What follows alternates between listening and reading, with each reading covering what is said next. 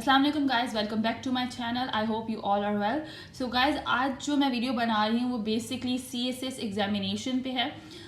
Basically मैं daily basis पे बहुत सारी रिसर्च करती हूँ और मेरे कुछ फ्रेंड इस तरीके के हैं, यहाँ पर आप कह सकते हैं कि मैं कुछ ऐसे अकेडमीज़ के साथ लिंक में होती हूँ जो बेसिकली प्रिपरेशन करवाती हैं CSS एग्जामिनेशन की। और उसके अलावा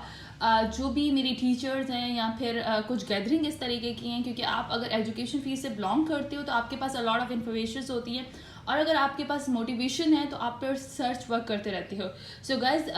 मैं चाहती हूँ कि मेरी जो भी रिसर्च वर्क है या फिर मेरी जो भी मैं सर्च करती हूँ नेट पे जाके या डिफरेंट सोर्सेज से मुझे जो डिफरेंट इन्फॉर्मेशन मिलती है वो मैं हर स्टूडेंट के साथ जो है वो शेयर कर सकूँ। क्योंकि जो एज ए स्टूडेंट मेरा एक्सपीरियंस रहा है कि बहुत सारी मुश्किलात होती हैं, बहुत सारी क्यूरीज होती हैं आपके माइंड में जब आप किसी भी न्यू चीज़ के बारे में डिस्कस कर रहे होते हो या प्रिपरेशन कर रहे होते हो।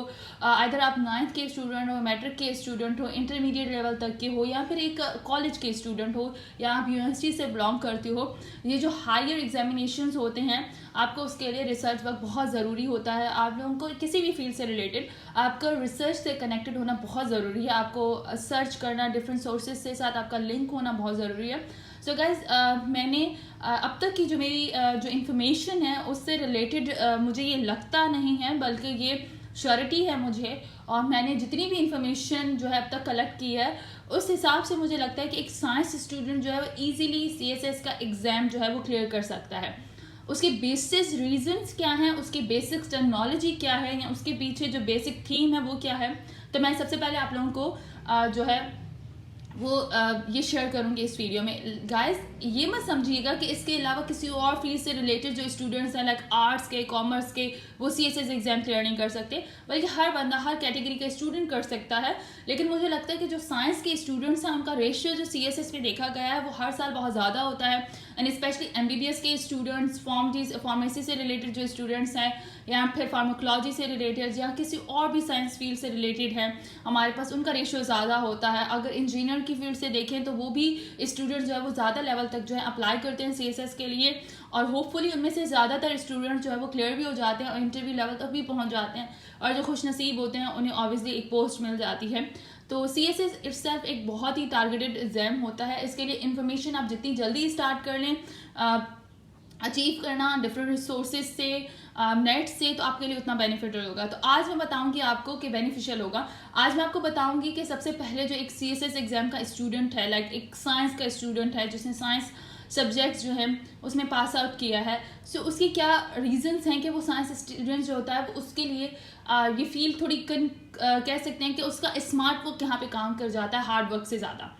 ठीक है गाइस, सो बेसिकली जो साइंस का स्टूडेंट होता है जब वो स्कूल लाइफ में होता है तो 9th मैट्रिक के एग्जामिनेशन उसे पास करने होते हैं। अगर वो 9th में है तो उसे हार्ड वर्क बहुत ज़्यादा करना पड़ता है, क्योंकि उसे जो है अगर वो बायो से रिलेटेड है तो उसे उसका पहला एक्सपीरियंस होता है बोर्ड एग्जाम से, तो वो हार्ड वर्क बहुत ज़्यादा होता है। देन उसे जब वो स्कूल पास कर लेता है तो फिर उसे अच्छे कॉलेज में एडमिशन लेने के लिए स्ट्रगल अपनी स्टार्ट करनी होती है, इसलिए वो डिफरेंट अकेडमीज़ को ज्वाइन करता है। फिर उसके बाद जब वो उसका किसी अच्छे कॉलेज में एडमिशन हो जाता है तो उसे अपने स्कोर्स का दोबारा से ख्याल होता है कि मुझे स्कोर्स गाइन करने हैं, तो फिर वो क्या करता है, डिफरेंट अकेडमीज ज्वाइन करता है ताकि मेरा अच्छे यूनिवर्सिटी में एडमिशन हो जाए। फिर यूनी लाइफ में जब उसका एडमिशन होता है, बिलोंग किसी भी फील्ड में जाता है, अगर वो फार्मेसी करता है, MBBS करता है, BDS की फील्ड में जाता है, या BCom करता है, जो भी करता है, जिस फील्ड से वो ग्रेजुएशन करता है, उसके बाद हार्ड वर्कर का एक्सपीरियंस होता है। उसे पता होता है कि हार्ड वर्किंग किस तरीके से करनी है, उसे पता होता है कि नोट्स किस तरीके से प्रिपेयर करने होते हैं, उसे पता है कि एक छोटी सी इन्फॉर्मेशन को 1-2 पेज में किस तरीके से करना है, और उसे ये भी पता होता है कि 2 पेज या एक चैप्टर को किस तरीके से समराइज करके मुझे एक पैराग्राफ बनाना है। ये सारे एक्सपीरियंसेस उसके 9th matric, first year, second year में और कॉलेज लाइफ में हो चुके होते हैं, जो कि CSS एग्जाम के लिए बहुत ज़रूरी हैं। क्योंकि CSS एग्जाम में ऑप्शनल सब्जेक्ट भी होते हैं, कंपलसरी सब्जेक्ट्स भी होते हैं, उसमें थ्योरी पेपर भी होता है, उसमें MCQs भी होते हैं, आपको ऐसे राइटिंग भी करनी होती है। सो ऐसे बहुत सारे पॉइंट्स होते हैं एक साइंस स्टूडेंट के पास कि वो ईजिली CSS जो है वो क्लियर कर सकता है। सबसे पहले आपके पास मोटिवेशन होनी चाहिए, जो इरेशनल मोटिवेशन भी होती है। उसके अलावा आप सेल्फ मोटिवेटेड हों, और हर वक्त किस तरीके से सेल्फ मोटिवेटेड रहा जा सकता है वो भी मैं आपको अपनी फर्दर वीडियोज़ में बताऊंगी।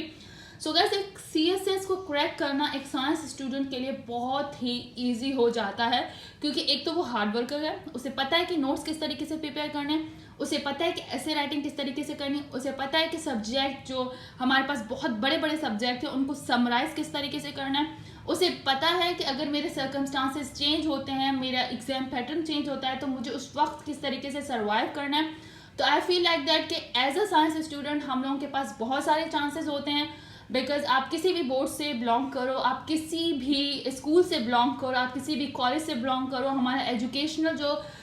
एक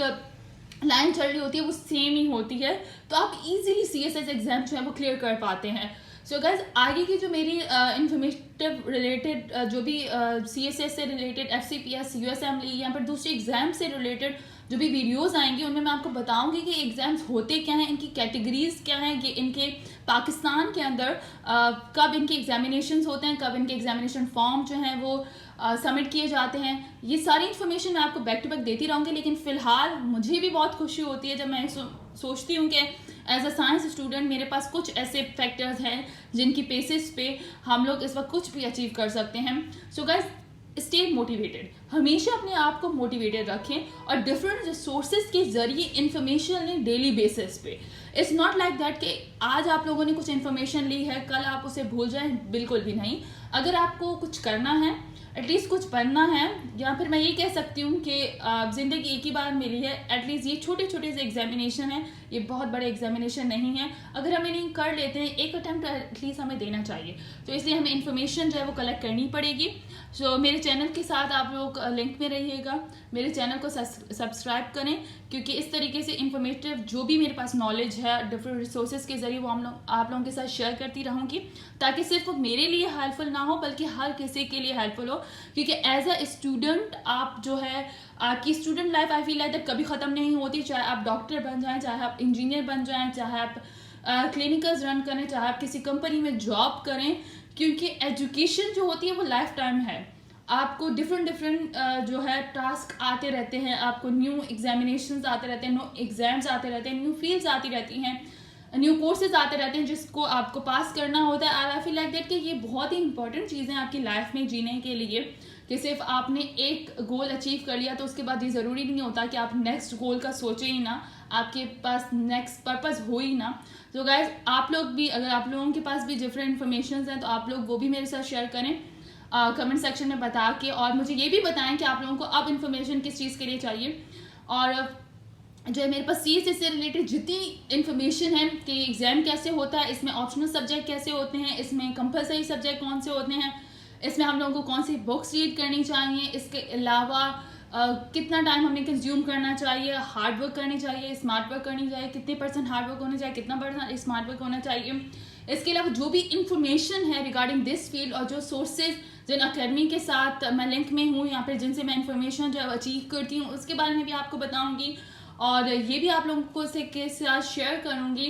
कि आप किस तरीके से डेमो क्लासेस भी आप लोग इसकी ले सकते हैं, या फिर न्यूज़पेपर्स आप किस तरीके से पढ़ सकते हैं। इंग्लिश जो कंपलसरी सब्जेक्ट्स है यहाँ इसमें CSS एग्जाम में जो मोस्टली स्टूडेंट्स कभी कभी क्लियर नहीं कर पाते, उसके ईजी वे क्या है, उसके टास्क क्या है, आप किस तरीके से उसे अचीव कर सकते हैं। सो गाइस इस तरीके से इंफॉर्मेशनल जो भी मेरी वीडियोज़ हैं वो अपलोड होती रहेंगी। सो आप लोग मेरे साथ कनेक्टेड रहिएगा। टिल तक अल्लाह हाफिज़।